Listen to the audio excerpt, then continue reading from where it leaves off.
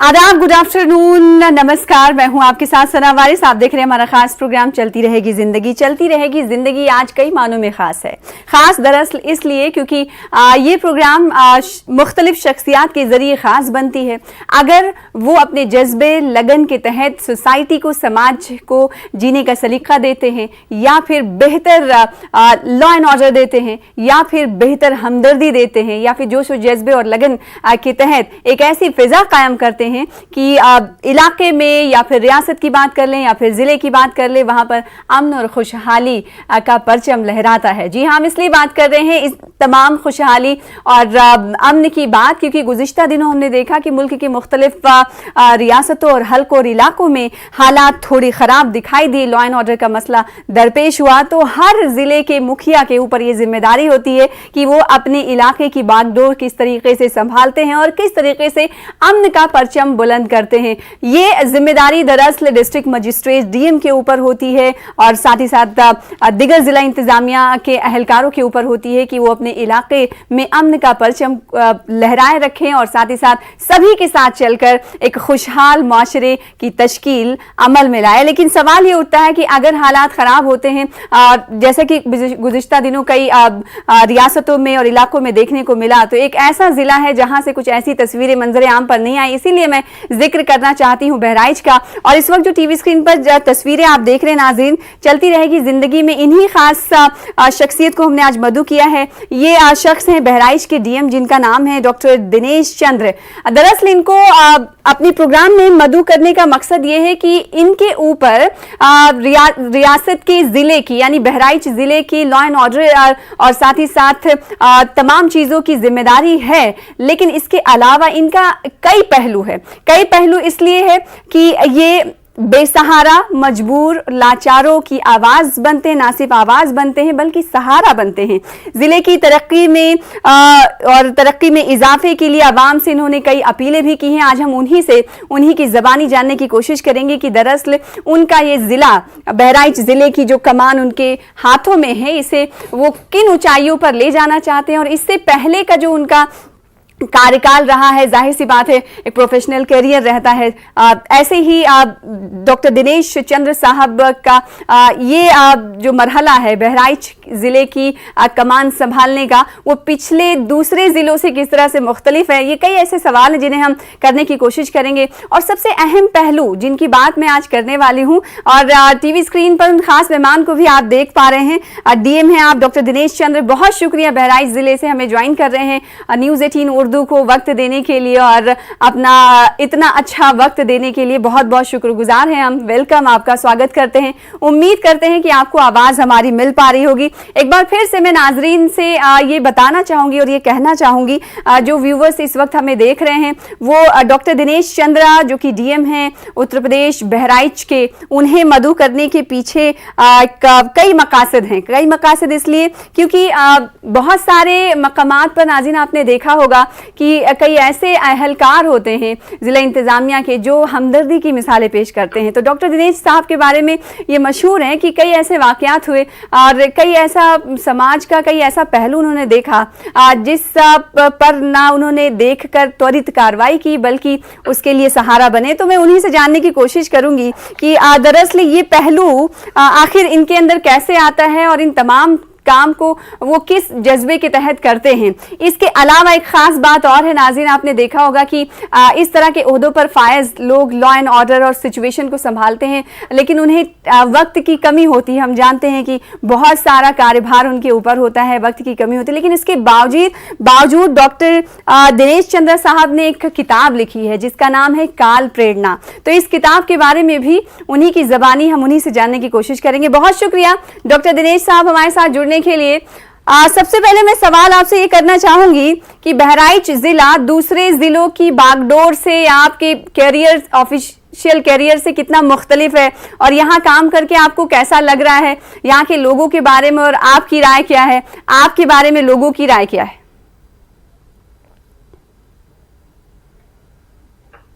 धन्यवाद, आपने मुझे ये अवसर दिया कि मैं आपसे कुछ बात कर सकूं। जी, सबसे पहले मैं बताना चाहूंगा कि मुझे गर्व है कि उत्तर प्रदेश में माननीय मुख्यमंत्री योगी आदित्यनाथ जी के निर्देश के क्रम में मुझे जनपद बहराइच में जिला अधिकारी बनने का सौभाग्य प्राप्त हुआ है। और जैसा सरकार के स्पष्ट निर्देश हैं कि हमें सभी वर्ग के लोगों को साथ लेकर और सभी वर्ग के लोगों को कल्याणकारी योजनाओं से जोड़ते हुए, उनकी समस्याओं से रूबरू होते हुए उनको एक अच्छी बेहतर प्रशासन देने के लिए मुझे नामित किया गया है। तो मैं उसी के क्रम में जनपद बहराइच में यहाँ पर तैनात हुआ हूँ और मेरा हमेशा ये प्रयास है कि हम अपने जनपद बहराइच के आवाम को एक ऐसा शासन दे सकें जैसे कि परिकल्पना उत्तर प्रदेश के माननीय मुख्यमंत्री जी ने की है। इसी क्रम में मैं लगातार जन सुनवाई करता हूं और जो भी शिकायत आती है उस पर यह प्रयास करता हूं कि उसकी तह तक जाऊं और उसके निराकरण के लिए जो अच्छे से अच्छा समाधान हो सके उस पर आगे बढ़कर काम करूं। जी, तो पिछले कार्यकाल आप, जाहिर सी बात है, कई जिलों में आप तैनात रहे होंगे। अब बहराइच का जिम्मा आपके ऊपर है, तो कितना मुख्तलिफ है दूसरे जिलों से बहराइच में काम करना? क्योंकि जाहिर सी बात है नेपाल बॉर्डर है, तो थोड़ा सा मतलब इंटरनेशनल बॉर्डर भी लगता है, तो बताते हुए आपको नहीं, मैं आपको बताना चाहूंगा कि मेरी जो सेवा की शुरुआत हुई है जी, वो धर्म की नगरी हरिद्वार से हुई है। क्या बात है। उसके बाद मैंने जो विभिन्न कानून और शांति व्यवस्था की दृष्टि से संवेदनशील जनपद हैं, मुरादाबाद, मेरठ, बहराइच, मेरठ, संभल और गाजियाबाद, ऐसे अलीगढ़, मैं ऐसी ऐसी जगहों पर रहा हूं जहां पर एक मिश्रित आबादी है और हम सबका ये दायित्व है कि हमें सभी आबादी को लेकर, सभी धर्मों के लोगों को लेकर उनके कल्याण के बारे में सोचते हुए आगे बढ़ना है। तो उसी प्रकार बहराइच जनपद भी कमोबेश उसी तरीके का है। यहाँ थोड़ा सा एक मामले में थोड़ा अंतर है क्योंकि ये पूर्ण रूप से कृषि की अर्थव्यवस्था पर आधारित जनपद है और यहाँ पर उस प्रकार की औद्योगिकीकरण नहीं है जो अर्बन के लिए होता है, अर्थात शहरीकरण यहाँ पर बहुत कम है। सारे लोग, अधिकांश लोग, 82% लोग यहाँ ग्रामीण अर्थव्यवस्था से जुड़े हुए हैं और एक दृष्टि से और भिन्न है। यहाँ पर्यावरण की दृष्टि से यहाँ बहुत सुंदर वातावरण है, यहाँ जो है फॉरेस्ट एरिया बहुत अच्छा है, लेकिन उसके साथ साथ यहाँ बाढ़ प्रभावित क्षेत्र भी है। इसलिए हम लोगों को, जैसे वर्तमान समय चल रहा है, हमें बाढ़ की तैयारियों के लिए सभी विभागों के साथ समन्वय स्थापित करते हुए कार्य करना है।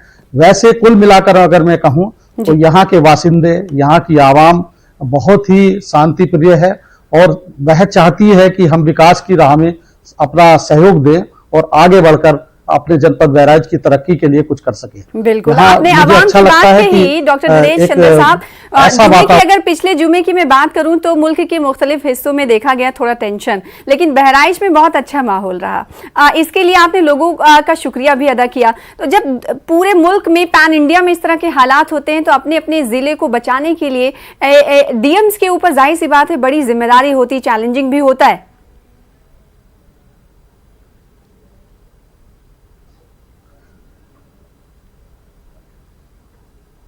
डॉक्टर दिनेश चंद्रा साहब, आपको आवाज मेरी मिल पा रही है? आवाज नहीं आ रही।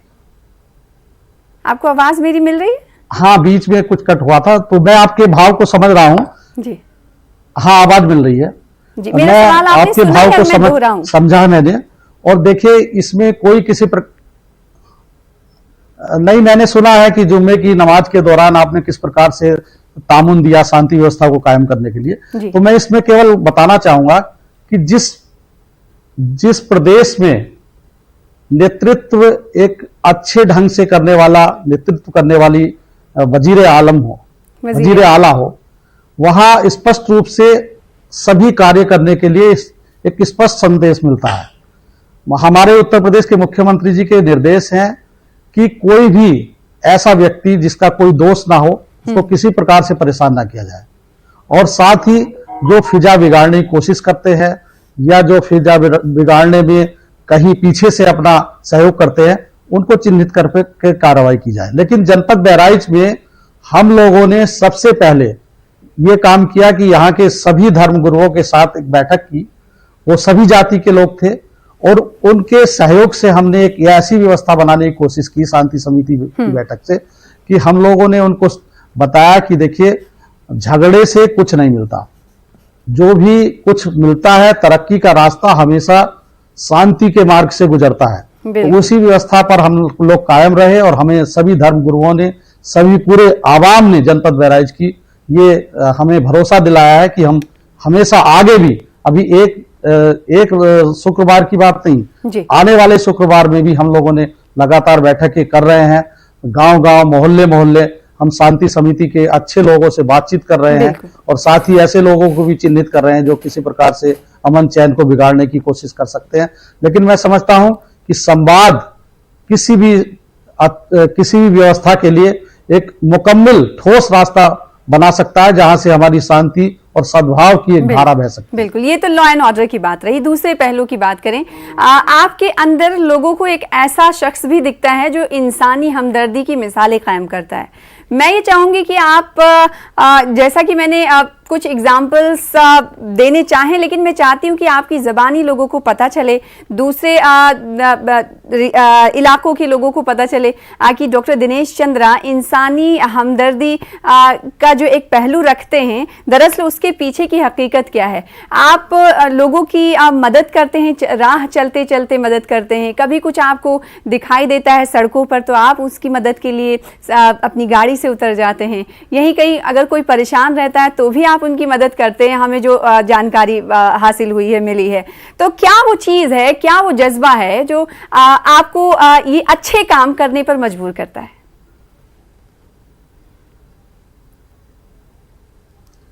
देखिए, ये कोई अलग से बात तो ये जी। हर एक अच्छे इंसान के लिए एक व्यवस्था दी गई है कि वो जो गरीब हैं, पीड़ित हैं, उनके दुख दर्द को समझे। और यही अच्छी सरकार का एक परिचय भी है कि वो उस सरकार के नुमाइंदे किस स्तर पर जाकर गरीबों के बीच जाते हैं, उनकी सुनवाई करते हैं। मैं बाढ़ पीड़ित क्षेत्र में भी जाता हूं तो देखता हूं कि वहां किस प्रकार से उनकी मदद करनी चाहिए, क्या उन पर कमी है, किन योजनाओं का लाभ उनको मिल रहा है, किन का नहीं मिल रहा है। और ऐसे लोगों को चिन्हित करके हमारा ये प्रयास रहता है कि हम उनसे अधिक सरकारी योजनाओं से उनको लाभान्वित कर सकें। इसी क्रम में कहीं मैं पिछले शुक्रवार के बाद लोगों का शुक्रिया अदा करने निकला था जी। तो एक दुकान पर एक बच्चे को लेकर दुकानदार और उसके परिजनों में कुछ कहासुनी हो रही थी। हम पुलिस अधीक्षक के साथ वहां पर भ्रमणशील थे, तो हमने उनको पूछा, मात्र छोटी सी बात थी और हो सकता था वो झगड़ा और बढ़ सकता था। 5 दिन पहले खरीदी गई साइकिल में उस बच्चे की ट्यूब खराब हो गया था जी। बच्चे की मासूमियत और बच्चे का उस ट्यूब को बदलवाने का जो एक अनुरोध था वो इतना प्रभावित करने वाला था, मुझे उसने अनायास वहां रोकने के लिए मजबूर किया। और जब मैंने जाना कि ये छोटी सी बात है तो मैंने उसको कहा कि भाई इस ट्यूब का पैसा मैं दूंगा, बात की बात बाद में होगी, पहले इस बच्चे की जो खुशियां हैं उसको बहाल करिए और उनको इस बच्चे की जिंदगी में ऐसा कोई समय ना क्षण ना आए जिससे बड़ा होकर ये अपने बारे में सोच सके कि मुझको इस प्रकार के लोग मिले थे। तो मैंने उसको ट्यूब बदलवाया, सारे लोग खुश हुए। बाद में मुझे पैसा भी नहीं देना पड़ा। मैं बताना चाहूंगा कि उस दुकानदार ने भी हाथ जोड़कर क्षमा मांगी और कहा कि सर मेरी गलती थी और मुझे ये ऐसा काम बच्चे की ट्यूब को बदल देना चाहिए था। बिल्कुल, इसी प्रकार के कई वाकये हैं। तो ये मिसाल वाला जो आप कायम कर रहे हैं और ये आपके जरिए की जा रही है, तो आपका महकमा जो आपके इर्द गिर्द लोग रहते होंगे, अमला रहता होगा, वो भी आपसे सीख लेता होगा। तो इसी तमाम चीजों से तो सोसाइटी में चेंज आता है, तब्दीली आती है। इसके अलावा एक और पहलू जी, मैं आपको एक बात बताना चाहूंगा बिल्कुल, कि ये हमारा फर्ज है। जिस ओहदे पर हम बैठे हैं उसके क्रम में हमारी सरकार से प्रतिबद्धता है। सरकार ने हमको ये दायित्व दिया है कि जहां हम जिस क्षेत्र में हैं उस आवाम के लिए हम कुछ करें, अच्छा करें। और हमें यही निर्देश माननीय मुख्यमंत्री जी ने दिए हैं, पूरे प्रदेश के अधिकारियों को दिए हैं। सारा प्रदेश इस ओर लगा हुआ है कि कैसे अच्छे से अच्छा किया जाए। मुझसे अच्छे कई अधिकारी कर रहे होंगे, हो सकता है मुझसे बहुत बेहतर कर रहे हों, लेकिन मेरा प्रयास है कि मैं भी जो करूं वो अच्छा करूं। बिल्कुल, और इसीलिए तो आप इस प्रोग्राम में उदाहरण बताना चाहूंगा मौजूद हैं। इसीलिए आप हमारे प्रोग्राम में इस वक्त मौजूद हैं और जो अच्छाइयां आप कर रहे हैं गाड़ी को आगे पीछे करते हुए यूपी के लोगों को जानने की जरूरत है, ताकि बहुत सारे ऐसे वीडियो नाजरीन, और जैसा कि इस वक्त डॉक्टर दिनेश चंद्र साहब मौजूद हैं, उन्होंने भी देखा होगा कि कई ऐसे अड़ियल अधिकारी होते हैं, ब्यूरोक्रेट्स होते हैं, जिनकी वजह से छवि भी मुतासिर होती है। तो एक पहलू ये भी है, इसलिए नाज़रीन आज हमने डॉक्टर दिनेश चंद्रा के कामों की सताइश करने के लिए उन्हें मदऊ किया है। और एक चीज़ और मैं जानना चाहूँगी कि ज़िले की तरक्की में आपने कहा कि सरकारी जो स्कीमात हैं, जाहिर सी बात है वो तो लोगों को लाभान्वित करती ही हैं, लेकिन बजाते खुद आपके ज़रिए बहुत सारी ऐसी कोशिशें की जाती रही हैं। मैं जानना चाहूँगी कि आप इसके बारे में थोड़ा सा बताएं, जो आपने अपील की थी कि भूसा को डोनेट करें या दान करें और इसका प्रोत्साहन सर्टिफिकेट मिलेगा, तो ये आइडिया आपका था या फिर सरकारी तौर पर आपने ये फैसला लिया? नहीं, देखिए, सरकार अधिकारियों को कार्य करने के लिए तैनात करती है और अभिनव प्रयास के माध्यम से अधिकारी कोशिश करते हैं कि किस प्रकार से अच्छा काम किया जाए जी। हमारे मुख्य सचिव महोदय, मुख्यमंत्री जी और तमाम अधिकारीगण ये कहते हैं कि आप अच्छा कार्य करने के लिए स्वयं करें और अन्य लोगों को भी प्रेरित करें। तो मैं एक वाकया बताना चाहूंगा कि ईद का समय था और अक्षय तृतीया भी थी जी। वो सब तो मैं नहीं कह सकता, क्योंकि धार्मिक दृष्टि से मुझे नहीं मालूम कि वो कितना उचित है नहीं, लेकिन मैंने सभी धर्मों से, हिंदू मुस्लिम सभी लोगों से ये कहा कि ईद के अवसर पर और अक्षय तृतीया के अवसर पर जी। आप ऐसे बेजवान पशुओं के लिए जो बोल नहीं सकते, उनके लिए कुछ दान करेंगे तो आपको निश्चित रूप से ऐसे दान से आपके परिवार को, आपके बच्चों को एक पुण्य लाभ मिलेगा, जिसको हर धर्म में लोग करते हैं। हम लोग दीपावली, होली, अन्य चीजों, अक्षय तृतीया में भी दान की परंपरा है और ईद के अवसर पर भी जो बड़े लोग हैं अपने छोटे लोगों को या जिनके पास उस प्रकार की व्यवस्था नहीं है जो भरण पोषण कर सकते हैं, उनको जकात के रूप में या अन्य रूप में दान करते हैं। तो उसी क्रम में हमने ये परंपरा की थी और आज मुझे बताते हुए हर्ष है कि लगभग 6000 कुंटल भूसा हम लोगों ने दान से प्राप्त किया है। हम लोगों ने उनको सम्मानित भी किया है और यह व्यवस्था भी आगे और जारी रहेगी और इस व्यवस्था को हम उस हद तक ले जाएंगे कि बेजवान पशुओं के लिए, निराश्रित गोवंश के लिए हम ऐसी व्यवस्था दे सकें जिसमें सब धर्म के लोग आगे बढ़कर उनके चारे इत्यादि की व्यवस्था में। यद्यपि मैं एक बात और बताना चाहूंगा, ये दान की व्यवस्था से निराश्रित गोवंश की रक्षा नहीं हो सकती। उत्तर प्रदेश सरकार ने इसके लिए मुकम्मल व्यवस्था की है, मुकम्मल अधिनियम बनाया है और सरकारी मदद भी मिलती है, लेकिन उस मदद को और कैसे बेहतर बनाया जाए जिससे कि निराश्रित गोवंश को एक अच्छा ढंग से उनका पालन पोषण किया जाए, उसी क्रम में ये दान बनाया। दान मांगने का उद्देश्य, दिमागी बुखार की अगर हम बात करें, हेल्थ सिस्टम की बात करें, तो वो किसी हद तक जर्जर है। लोगों को अच्छी सेहत सहूलियात नहीं मिल पाती हैं, लोग लखनऊ का रुख करते हैं। तो बहराइच में सेहत सिस्टम को अच्छा करने के लिए इसके बारे की कोशिशें क्या की जा रही हैं और अब तक क्या की गई हैं, इसके लिए मैं बताना चाहूंगा आपके कार्यकाल में। देखिए, मैं आपको बताना चाहूंगा कि मैं जिस समय आया उस समय कोविड का दौर था। कोविड के दौर में ऑक्सीजन प्लांट की कमी थी। हम लोगों ने 10 ऑक्सीजन प्लांट इस समय क्रियाशील हैं और मैं ईश्वर से, अल्लाह से प्रार्थना करूंगा कि उनकी आवश्यकता ना पड़े। साथ ही मेडिकल कॉलेज की स्थापना है और जो मस्तिष्क ज्वर या अन्य इस प्रकार के ज्वर होते थे जिससे जानलेवा बीमारी होती थी, वो कई वर्षों से जनपद बहराइच में कोई ऐसा केस नहीं हुआ है जो मस्तिष्क ज्वर के कारण किसी प्रकार की कोई जनहानि हुई हो। तो अब व्यवस्थाएं ठीक है और धीरे धीरे कोई भी व्यवस्था अपने मुकम्मल रूप को, एक सुदृढ़ रूप को प्राप्त करने में समय लगता है। और वर्तमान में मेडिकल कॉलेज भी क्रियाशील है, यहाँ पर हर प्रकार की चिकित्सीय सुविधाएं हैं, परामर्श हैं और हम बेहतर और करने की कोशिश कर रहे हैं। सरकार और हम लोग को मदद कर रही है जिससे अच्छे से अच्छी चिकित्सा व्यवस्था को जनपद बहराइच के लोगों को दी जा सके। बिल्कुल। एक और बात मुझे आपसे करनी है, चूंकि तस्वीरों के जरिए हम इस वक्त नाज़रीन को दिखा रहे हैं, उसमें आपकी एक किताब का नाम है काल प्रेरणा। तो मैं ये चाहती हूँ कि आपकी जो लाइफ है या फिर करियर है, आपकी जॉब नौकरी बहुत स्ट्रेसफुल भी होती है, कहाँ से वक्त आपको मिला कि आपने किताब लिखी, और इस किताब का मूल मंत्र क्या है, इस किताब के का मकासद क्या है, किस मौजू पर आपने ये बुक लिखी है, किताब लिखी है?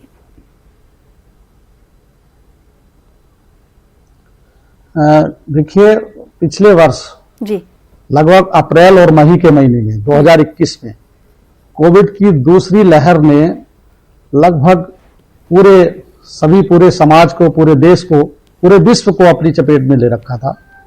और मैं भी लखनऊ के राम मनोहर लोहिया पार्क में घूम रहा था। बहुत भयावह भयाक्रांत परिस्थितियां थी। शायद ही कोई परिवार ऐसा होगा जो किसी न किसी कारण कोविड-19 के संक्रमण के कारण उसको परिवार को क्षति पहुंची हो। उसी परिस्थितियों में मैं बताना चाहूंगा कि मैं जब घूम रहा था तो मुझे श्री रामधारी सिंह दिनकर, जो हमारे राष्ट्र कवि हैं जी, उनकी एक कविता याद आई, प्रभु रथ रोको क्या प्रलय की तैयारी है।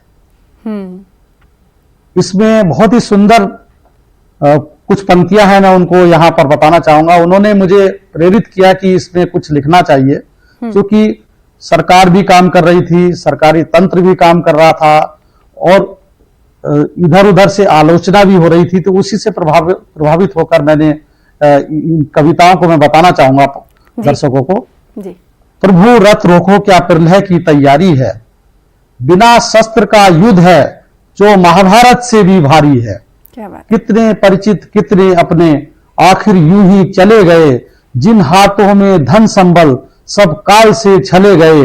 हे राघव माधव मृत्युंजय, पिन लो यह विनती हमारी है, यह बिना शस्त्र का युद्ध है जो महाभारत से भी भारी है। क्या बात है। मतलब उस समय अदृश्य युद्ध चल रहा था। बात है। एक ऐसा दुश्मन था सभी लोग जिसे किसी ने नहीं देखा, एक ऐसा दुश्मन जिसे किसी ने नहीं देखा, और उससे लड़ना है। और आप जो बताया आपने कि ऐसा दुश्मन था जो हमारे मुल्क का भी नहीं था। बिल्कुल, हमारे मुल्क में का भी दुश्मन नहीं था, वो बाहर से आया और उसने सभी को भयाक्रांत कर दिया। उन परिस्थितियों में मैंने कई अपने लेख लिखे, और दूसरा एक लेख मेरी माता जी का जब निधन हुआ तो मैं जा नहीं पाया था, उनको आखिरी समय पर देख नहीं पाया था, तो उससे भी मुझे कष्ट हुआ। और मैंने उसमें लिखा कि माँ, मैं अंतिम समय पर आपको देख नहीं पाया, लेकिन आपकी जो शिक्षा है, दीक्षा है, वो माता, मातृभूमि और राष्ट्र प्रेम, ये तीनों एक दूसरे से बढ़कर है। इनमें कोई किसी प्रकार का विभेद नहीं किया जा सकता। और जो व्यक्ति माता, मातृभूमि और अपने राष्ट्र से प्रेम करेगा जी, उसकी तरक्की ऊपर वाला, चाहे वो किसी भी धर्म का हो, ईश्वर, अल्लाह, उसकी तरक्की के रास्ते स्वयं पैदा करता। तो इस पर भी मैंने लेख लिखे। क्या बात। और मैंने कई लेख ऐसे लिखे जो उस समय हमारे मुख्यमंत्री जी बीमार, उनको भी संक्रमण हुआ था, लेकिन उन्होंने अपनी परवाह न करते हुए, उनके पिताजी का भी निधन हुआ था, उसकी परवाह न करते हुए, और वो निकल पड़े सभी जनपद।